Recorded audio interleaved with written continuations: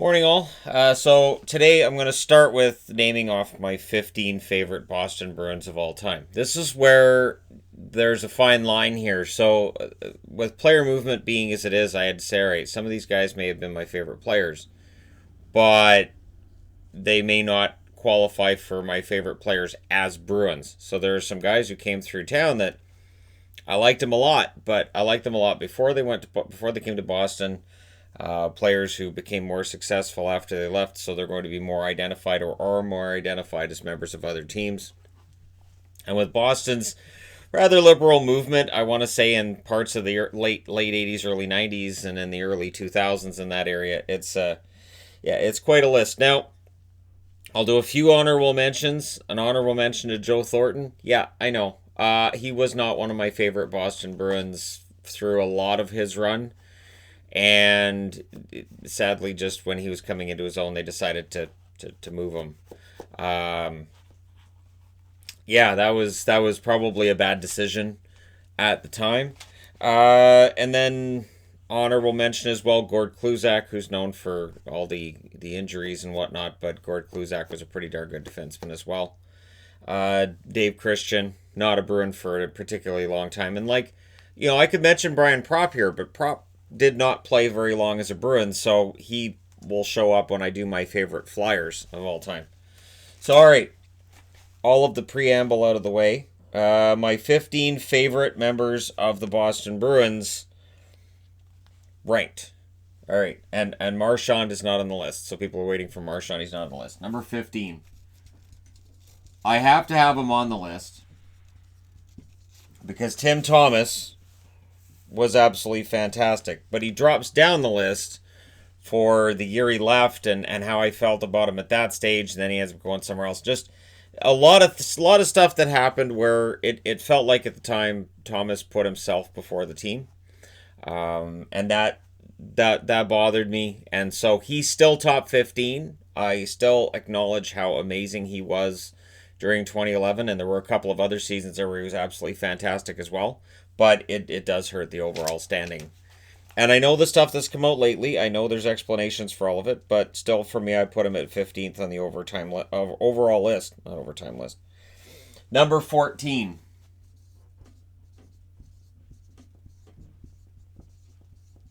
Don Sweeney was a Boston Bruin for over 1,000 games. And he's on this list for two reasons. One, he was a very consistent defensive defenseman. And two, this list does not include anybody who played before I started watching hockey. So as soon as you start seeing comments like, I can't believe Orr's not on the list, where's Phil Esposito? Those people just skip to the end. And you can't have a favorite player that you didn't watch. That's why when people are like, why didn't you have all these guys from the 70s from the Canucks on yesterday's video? Because I didn't watch them.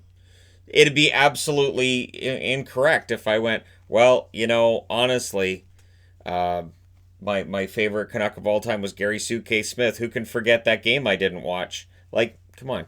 So, yeah, Don Sweeney ends up on the list. Thomas is on the list. And we will continue up the list. Now, who am I going to eliminate next? Craig Janney is not on the list. I'm just putting that out there right now. Janney's not on the list. And anybody's going to be like, why wouldn't you put Janney on the list? You don't know me very well. Glenn Wesley gets an honorable mention here. There won't be as many honorable mentions as with the Canucks. Doesn't matter. I had like 30 honorable mentions for the Canucks. There's still people like, hey, why didn't you honorable mention this guy? Holy crap. Yeah, okay, I'll just do a top 900 favorite Canucks. Everybody who's ever played a game for them, I'll just rank every single one of them. Nobody's watching that video. I'm not making that video. So at number 13... who do I want to take off next?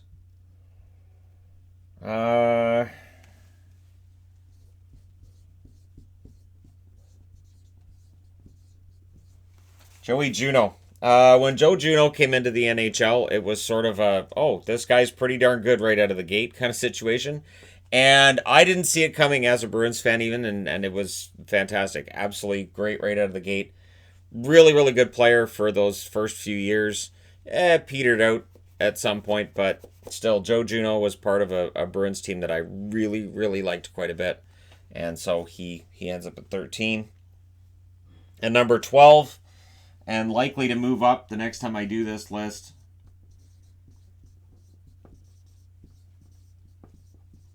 Charlie McAvoy is already the number one minute munching defenseman on the Bruins, and he does a little bit of everything.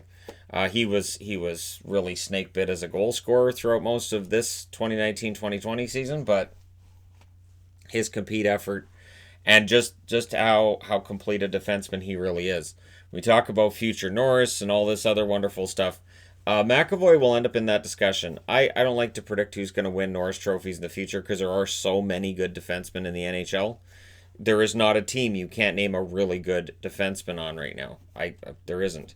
So, and I'm talking like a defenseman on every single team. I think that you look at and go, yeah, he could win a Norris. So, yeah, and that's a video I can do at some point because sure. But yeah, Charlie McAvoy I think is one of the good ones.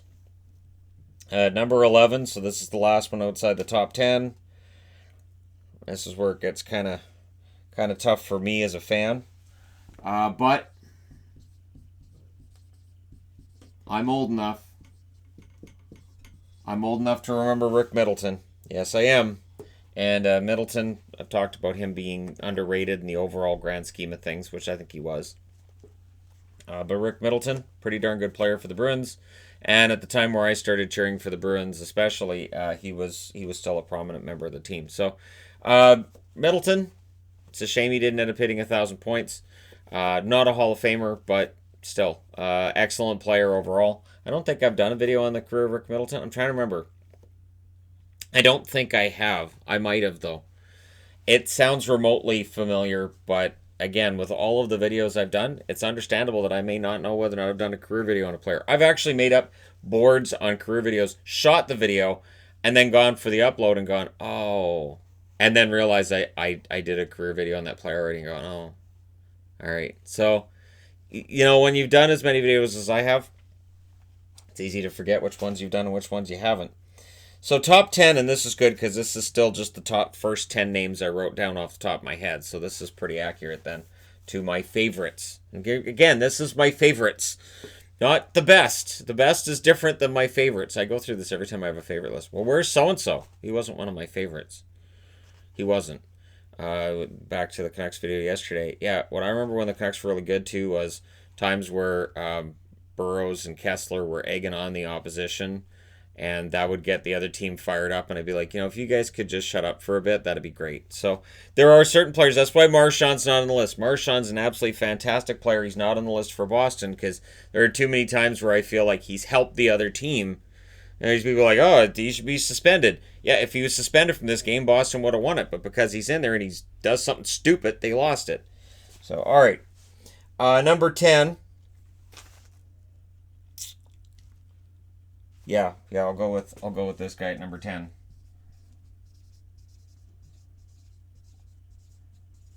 I was upset when Glenn Murray left Boston the first time. I was upset because Glenn Murray, it took him a while to really hit his stride, and then it felt like that he hit his stride and they got rid of him. I was not happy.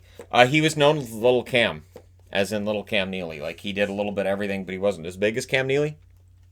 So, Little Cam, and a younger version of Cam Neely. And really, in all honesty, Glenn Murray was fantastic. Loved the guy. The compete level was just amazing. So yeah, I'm gonna have Glenn Murray in my top 10 probably forever. I'll find a way to always have Glenn Murray in the top 10.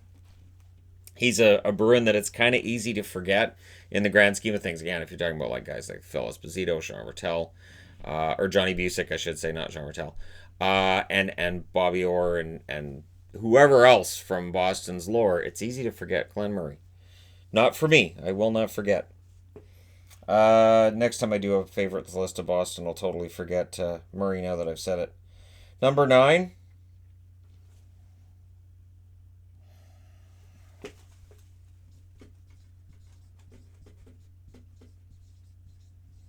Torey Krug. I remember when Torey Krug came into the lineup during the playoffs, and all he did was score goals. And I was like, I think I like this kid. I think this kid's pretty good.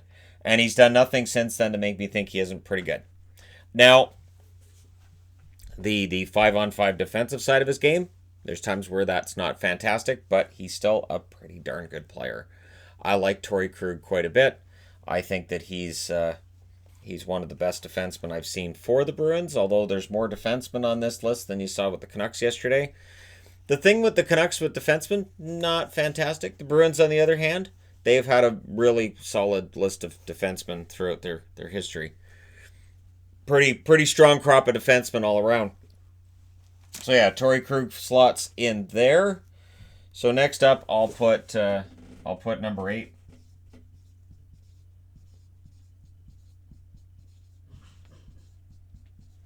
David Pastrnak, who is known now as much for the Dunkin' Donuts commercials as for his goal scoring prowess, which is amazing because his goal scoring prowess this year had him on pace for a Rocket Richard Trophy potentially. It may end up being one that he shares with Alex Ovechkin. So Pasta or Matthews if they keep playing regular season games. I gotta throw it there. Matthews was only 1 goal back. Pasta is a terrible actor in Dunkin' Donuts commercials. I'm just throwing that out there. I think they're entertaining, but part of it that's entertaining is he's not an actor. He's a hockey player. So Pastrnak is one of the best pure goal scorers the Bruins have had. He's the best goal scorer they've had since Cam Neely retired. Thanks, Al Samuelson.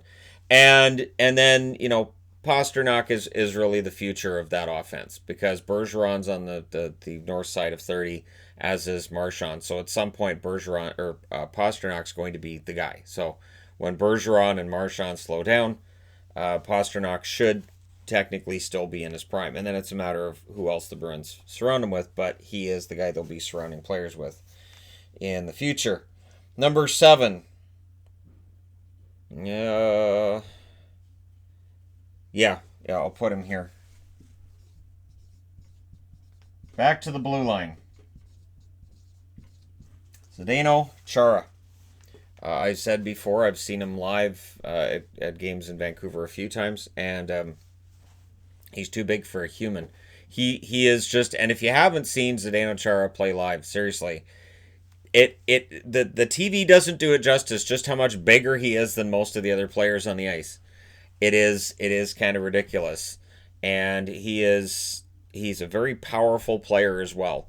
So while I know there are people who don't like the way he plays, he's like a man with children out there, and you get the feeling that if he really let loose, I don't know who'd stop him. I really don't. So yeah, Chara, he has been fantastic for Boston since they signed him. It was a controversial signing at the time. He had an iffy season after he signed that huge first contract with Boston, and then he justified it every year after that. And of course, he held up the Stanley Cup in 2011, and I really can't say anything bad about him in the time he's been in Boston and for what he's done for the team. Number 6. Yeah, number 6.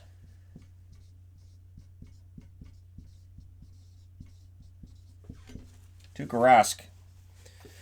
All-time leading goaltender in wins. He is the face of their goaltending over the last, 10 years? However long, 9 years since Thomas held up the cup, of course. But Rask has really been excellent throughout. He does have some down games. I'm not going to lie. He does have some down games. I remember the series against Tampa Bay. There were some games there that weren't his finest hour a couple years ago. But overall, he's provided really, really stable, good goaltending for Boston. And he did have a chance at a Vezina this year. And so, we'll see whether or not he ends up winning that award whenever those awards take place.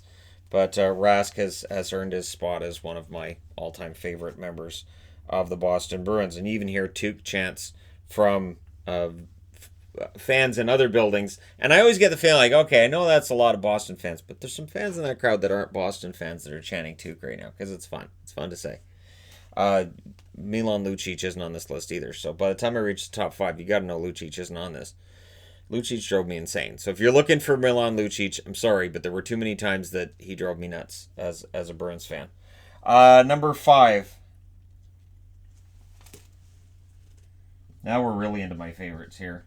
I will say, though, with Boston, this is a much easier list to do than Vancouver. And Adam Oates at number 5 absolutely works. And Adam Oates is going to be right near or at the top of the list when I get to St. Louis as well. Adam Oates, one of the most underrated players I've ever seen. In that, yes, he was a fantastic passer. He's known for his passing skill and for his assist numbers. He had a pretty good shot, too. He was a pretty good goal scorer when he wanted to score goals. He just preferred to pass the puck. And many of the great assist leaders in NHL history have been guys with pretty good shots, and they prefer to pass the puck. That they're able to shoot the puck just fine. And Adam Oates was one of those guys. There was the one year that Cam Neely was out, and Adam Oates went, okay, I got to do this by myself, and he put up 40 goals. So he was capable of 40-goal seasons. He preferred to pass. You have to think that if during the year with Brett Hull, where Hull had the 86 goals, if Oates had shot more, that would have knocked down the goals record that Hull had of 86 goals. That's a Blues record nobody's ever going to catch. But might have made St. Louis as a team a little more dangerous, not knowing for sure that Oates was going to pass it and thinking maybe Oates might take the shot. Who knows, right? All right, number 4.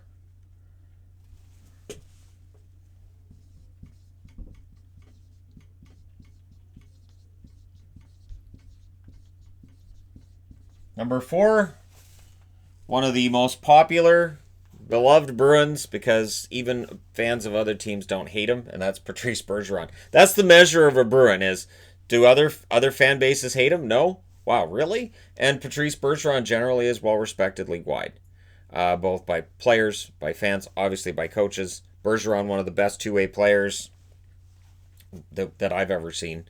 I'd put him up with Guy Carbonneau and Bob Gainey, definitely.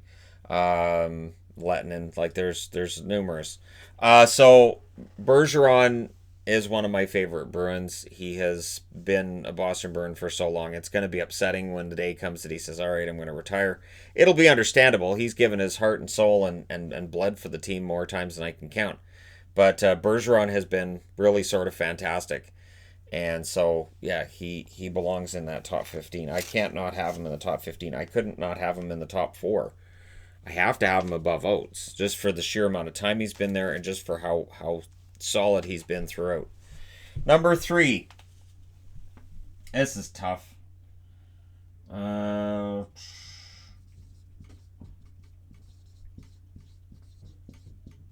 I'll put Ray Bourque at number 3. Raymond Bourque. I still think the best defenseman I've ever seen in my life. You can make the argument for Nick Lidstrom. You can make the argument for Paul Coffey, depending on what criteria you're using here and how you want your defenseman to play. If you want to be a pure points guy, then Paul Coffey's your guy. And of course, there are numerous others we can put into that conversation. Chelios, Leach, etc., right? Housley, yes, I know. We could do this for a while. But Ray Bourque, for me, was the best defenseman I saw in the 80s and the 90s, and it was a shame, and it's a great shame to me that he had to go to Colorado to win a Stanley Cup, but that's what ended up happening, and at least he got his Stanley Cup ring in Colorado. Ray Bourque was the heart and soul of the team for a very long time, and so that's why I have the Bourque jersey. And I know people probably at the start of this are like, well, he's got a Bourque jersey on, Bourque's going to be number 1.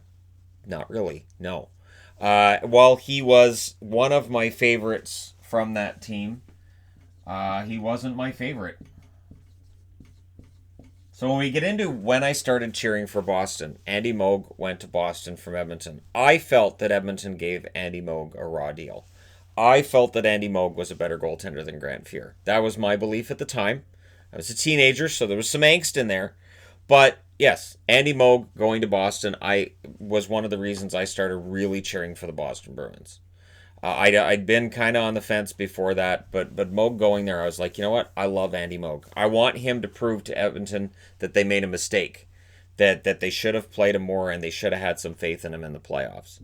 Because if you've been watching my playoff series from the past videos, there have been series where Grant Fuhr wasn't playing particularly well, and Moog didn't get the chance to go in there and prove himself. So Moog would just be stapled to the bench, which had to be frustrating for him. And there was the one year they sent him to the minors to keep Fuhr around, and just, yeah, Moog proved himself in Boston.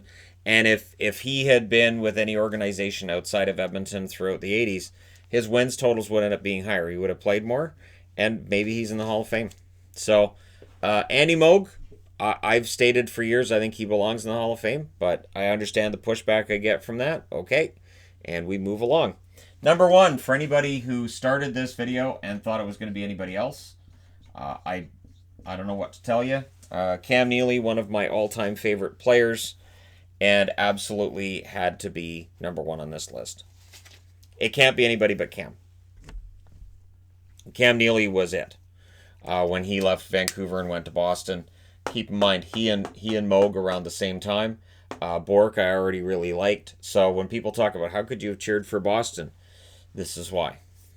A lot of my favorite players were in Boston. I really, really, really liked Cam Neely. And the 50 goals in 50 games that he had that one year with Adam Oates. The impressive thing was they weren't consecutive games, and he was dealing with injuries and whatnot. Thanks, Alf.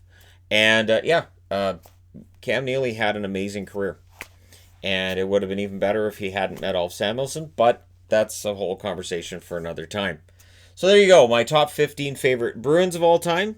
Let me know your thoughts in the comment section below as always. Don't forget to hit like and subscribe if you're browsing your way through. You just happened upon this video. Thank you guys so much for watching, for all your support. I will talk to you again soon.